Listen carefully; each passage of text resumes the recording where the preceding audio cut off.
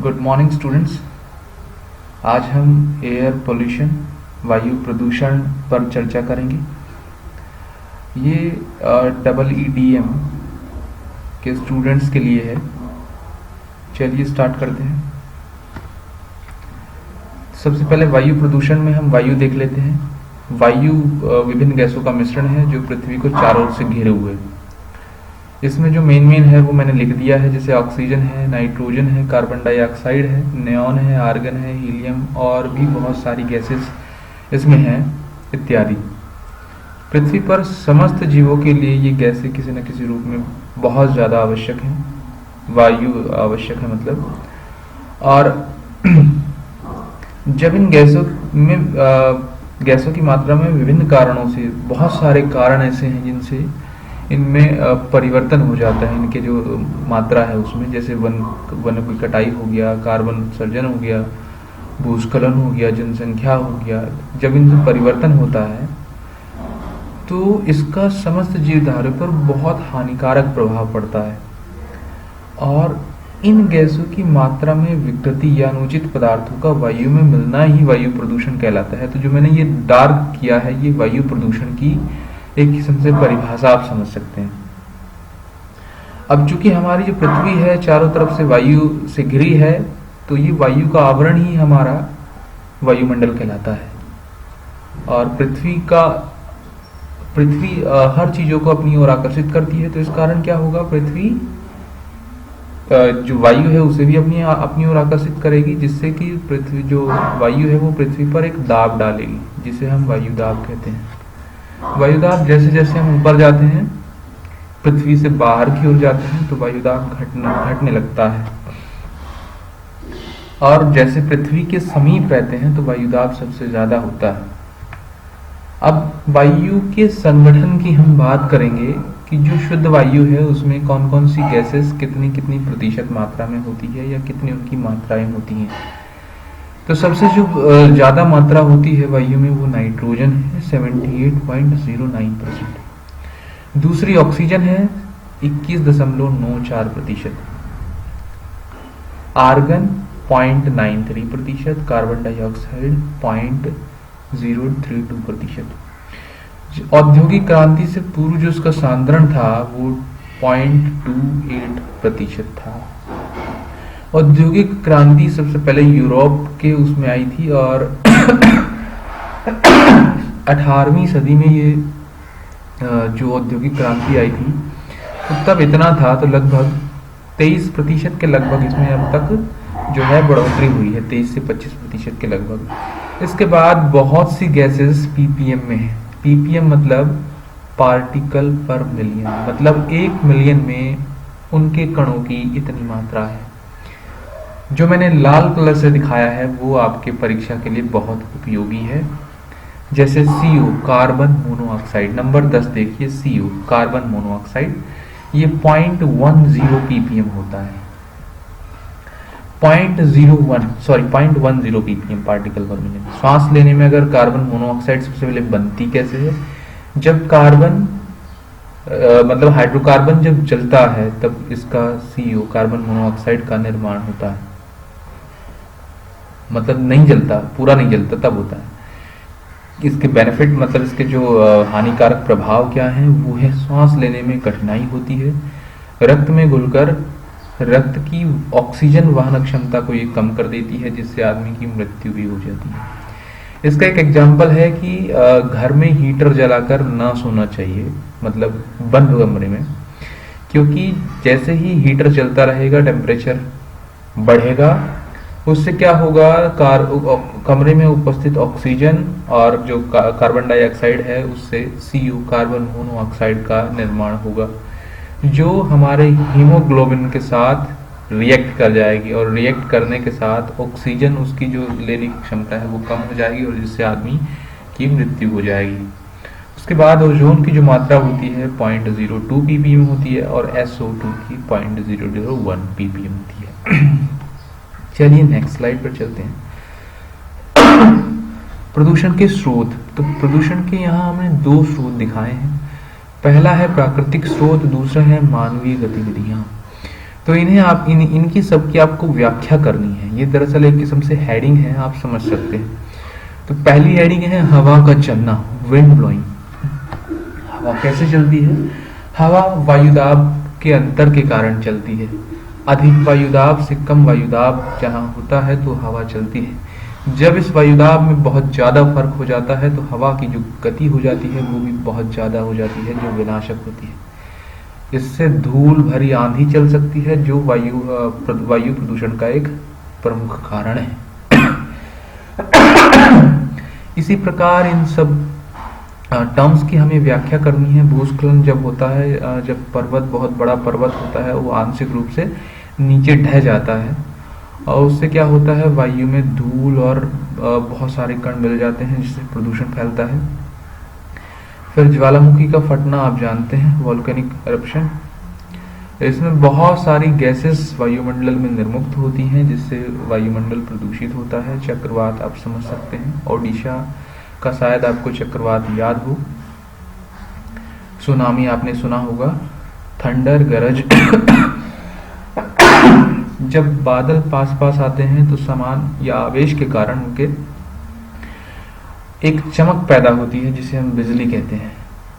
ये बिजली बड़ी घातक होती है और बहुत सारे नुकसान ये कर सकती है, जैसे पेड़ों का जलना, आग जनीकरण इससे हो सकता है, जिससे मतलब वायु प्रदूषण होता है। ऑक्सीकरण ऑक्सीजन का संयोग है, विभिन्न गैसों का निर्माण इससे होता है, जो भी प्रदूषण का प्रमुख कारण रहा है। कार्बनीकरण कार्बनीकरण का मतलब होता है इस हाइड्रोकार्बन बनते हैं इस प्रक्रिया में। तापमान का आपको पता ही है, जब टेम्परेचर बढ़ता है तो कैसे कैसे बहुत सारी जो चीजें हैं वो होती हैं। दूसरा है मानवीय गतिविधियां, इनका आपको खुद व्याख्या करनी है। कैसे कैसे वनों का कटाव क्या होगा, उससे क्या होगा, ईंधन का जलना क्या होगा, ये सब आपको प्रदूषण के स्रोत हैं, इनसे प्रदूषण फैलता है। प्रमुख कारण जो मैं बता दे रहा हूँ, एक जो अभी हाल ही में चर्चा में था, कृषि संबंधी एग्रीकल्चरल कारण जो था, सुप्रीम कोर्ट ने भी इस पर रोक लगा दी थी कि किसान जो है अपनी पराली वगैरह कृषि अपशिष्ट न जलाएं, जिससे वायु प्रदूषण न हो। और विस्फोट जो है, बहुत सारे देश जो हैं आजकल तकनीक से जुड़े हैं, बहुत तकनीक आजकल चल रही हैं, जिसमें एक दूसरे को शक्तिशाली साबित करने के लिए खुद को कंट्रीज आजकल बहुत सारी टेस्ट कर रही हैं। बहुत सारे, जैसे मिसाइल परीक्षण हो गया, जैसे नाभिकीय परीक्षण हो गया, तो उससे जो विस्फोट होता है उससे बहुत प्रकार का प्रदूषण होता है। ध्वनि प्रदूषण, वायु प्रदूषण, बहुत सारे केमिकल्स वायु में मिल जाते हैं। स्प्रे करना, तो ये जब हम लकड़ी वगैरह को या रंगते हैं किसी चीज को, कागज वगैरह को, तो ये जो उसके पार्टिकल्स हैं रंग के, तो वो वायु में मिल जाते हैं। बहुत सारे केमिकल्स से वो बने होते हैं, जिससे वायु प्रदूषित हो जाती है। सकते हैं पॉल्यूशन, पॉपुलेशन। इस कारण हम पॉपुलेशन से भी बहुत कुछ मतलब पॉपुलेशन जैसे जैसे बढ़ेगी तो कैसे कैसे क्या क्या होता है। नेक्स्ट आते हैं विभिन्न वायु प्रदूषक एवं उनके प्रभाव। तो मैंने यहाँ बहुत कम लिखे हैं, ये बहुत ज्यादा है। पहला है कार्बन मोनोऑक्साइड, नंबर 1 पर आप देख सकते हैं, मैंने पीछे बता दिया इसके बारे में।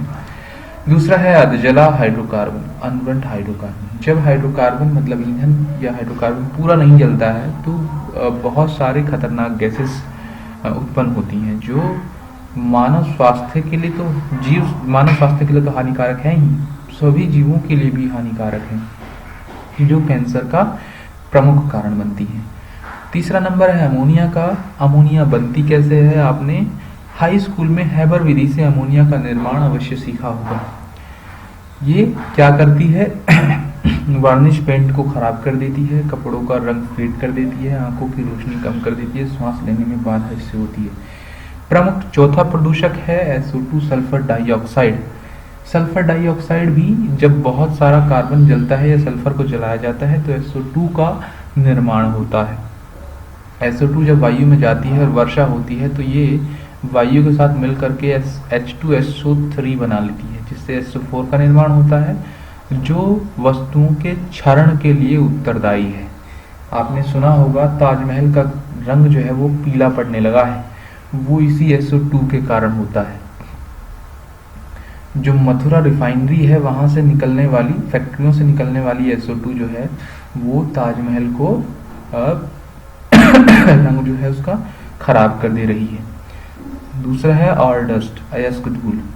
तो ये अयस्क धूल जहाँ भी हम मतलब खनिजों का वो करते हैं, अयस्क प्राप्त करते हैं, तो वहाँ बहुत सारे धूल ट्रकों के कारण या फिर खुदाई के कारण होती है, जिससे बहुत सारे फेफड़ों संबंधी रोग या श्वास संबंधी रोग जो वहाँ रहते हैं या जो उस क्षेत्र में रहते हैं उन्हें प्रभावित करती है। दूसरा, आपने कवक नंबर 6 वस्तुओं का क्षरण करता है। हाई स्कूल में आपने पढ़ा होगा कि कवक कैसे ब्रेड मोल्ड को उसने मतलब प्रदूषित कर दिया था। तो इसी प्रकार ये चमड़े का और विभिन्न वस्तुओं का क्षरण करता है। नेक्स्ट पर चलते हैं। विभिन्न वायु प्रदूषण और उनसे जुड़ी त्रासदियां कैसे कैसे हुई थी। तो 2 दिसंबर 1984 को भोपाल गैस त्रासदी हुई थी। इसे आप ऐसे समझ सकते हैं, ये हुई थी भोपाल मतलब मध्य प्रदेश के भोपाल में, और यहाँ एक कार्बाइल एक कीटनाशक है, उसे बनाने के लिए मिथाइल आइसोसाइनेट लाया गया था। संयंत्रों के खराब रखरखाव के कारण लगभग 40 टन मिथाइल आइसोसाइनेट वायुमंडल में लीक हो गया था और लगभग 40 किलो फास्जीन गैस। तो सर्दियों की रात थी जिस कारण गैस का प्रभाव बहुत ज्यादा हुआ और लगभग 40 वर्ग किलोमीटर के क्षेत्र में ये गैस फैल गई थी। और जब इतनी ज्यादा फैल गई थी तो इस दौरान लगभग 5100 लोगों इस मतलब सीधे मौत के मुंह में समा गए थे। लगभग 2.5 लाख लोग इस दुर्घटना से प्रभावित हुए थे और बहुत से लोगों की आंखों की रोशनी चली गई थी। आप समझ सकते हैं कि कितनी बड़ी त्रासदी थी। इसमें विश्व की सबसे बड़ी त्रासदी में इसकी गिनती होती है। नेक्स्ट है 26 अप्रैल 1986 में यूक्रेन में चेरनोबिल नाभिकीय दुर्घटना। ये घटना यूक्रेन में हुई थी जिसमें एक नाभिकीय रिएक्टर में खराबी हुई थी और खराबी के दौरान जब इसे बंद किया जाने लगा तो असावधानी के कारण इसमें विस्फोट हो गया। 3 सेकंड बाद दूसरा विस्फोट हुआ जिससे रिएक्टर में आग लग गई और हजारों टन जो रेडियोधर्मी पदार्थ था वो वायुमंडल में फैल गया, जिसका प्रभाव विभिन्न देशों पर हुआ था जैसे पोलैंड, नॉर्वे, डेनमार्क, स्वीडन और ऐसे ही बहुत सारे देश। इससे लगभग 57 लाख लोग इससे प्रभावित हुए थे और लगभग हजारों लोग मारे गए थे, जिससे लोगों के जो रोग जो मतलब फैला था रेडियोधर्मी पदार्थ उनसे उसमें कैंसर, एनीमिया, फेफड़ों का कैंसर, आंखों की बीमारी संबंधी बहुत सी बीमारियां लोगों में हुई और अरबों रुपए का इसमें नुकसान आंका गया था। इसकी भयावहता आप इसी से समझ सकते हैं।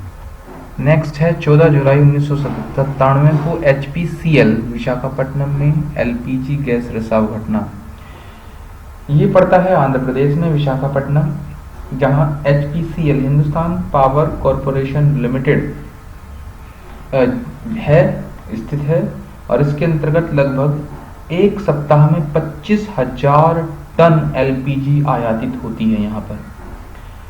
और 14 जुलाई 1997 को सुबह 6 बजे जहाज से फैक्ट्री के लिए LPG उतारते समय गैस लीक हुई थी, जिससे भयानक आग लगी, जिसमें से 20 LPG स्टोर वाले टैंक जलकर राख हो गए और 33 kV पावर की लाइन जो है 33 kV पावर की लाइन जो है वो पिघल गई और लगभग कई किलोमीटर दूर तक खिड़कियों के शीशे चूर हो गए। 14,000 किलोलीटर पेट्रोलियम, डीजल व नेफ्था ज्वलनशील पदार्थ इसमें जलकर नष्ट हो गए थे और कर्मचारी लगभग 55 जो वहां मौजूद थे वो सब मरकर इसमें आग की चपेट में आकर मर गए थे।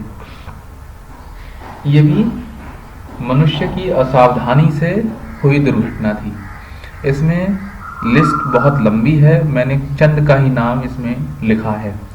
अब वायु, मैंने क्या स्टार्टिंग में मैंने वायु बताया, फिर उसमें वायु के कंपोजिशन दिखाए, कौन कौन सी गैसेस थी, फिर उसमें मैंने प्रदूषक बताए, प्रदूषण के स्रोत बताए, फिर उन स्रोत से कौन कौन से इफेक्ट उनका होता है वो बताया। अब हम उन्हें नियंत्रण के बारे में बताएंगे। सबसे पहला इसमें 2-3 मैंने लिखे हैं, इंजन डिजाइन मॉडिफिकेशन, और ये मेरी जो व्याख्या है ये हाल ही के समय पर फिट बैठती है। तो इंजन डिजाइन मॉडिफिकेशन, जैसे कि हमें वायु प्रदूषण को कम करने के लिए इंजन को डिजाइन करना होगा। जैसे भारत में पहले चलता था BS4, BS का मतलब है भारत स्टैंडर्ड, भारत मानक। तो यहाँ पर BS4 चलता था। 1 अप्रैल से इसी मंथ में, ये मंथ जो चल रहा है अप्रैल का, 1 अप्रैल 2020 से भारत में BS6 लागू हो गया है। BS6 में इंजन में मॉडिफिकेशन किया गया है, जिससे वो कम से कम गैसेस या कम से कम प्रदूषण जो है वो फैलाए। दूसरा है फ्यूल मॉडिफिकेशन, हमें फ्यूल को भी मॉडिफाई करना होगा, उसमें कुछ सब्सटेंस मिलाने होंगे या उसमें कुछ उसका कुछ हमें